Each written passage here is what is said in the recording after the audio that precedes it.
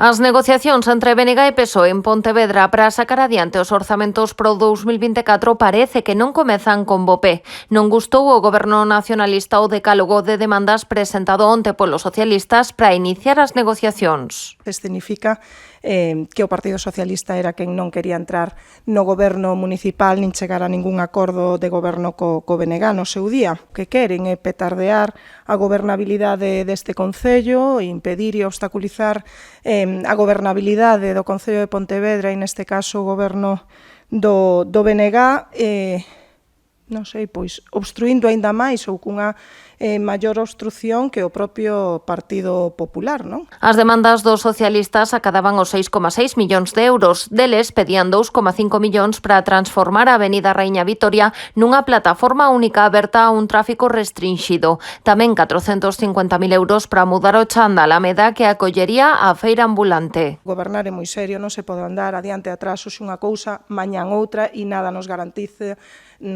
que pasado sexa outra diferente. Co cal, como digo, mantendida, vamos a sentarnos, vamos a negociar e vamos a ver ata onde podemos chegar, porque efectivamente dentro dese decálogo e dese listado de cousas, pois hai algunhas nas que podemos esforzarnos, nas que podemos estar de acordo, nas que podemos chegar a acordo. Eva Vilaverde reclamou aos socialistas seriedade á hora de negociar. Que a situación do PSOE neste momento é complicada, é difícil a súa situación.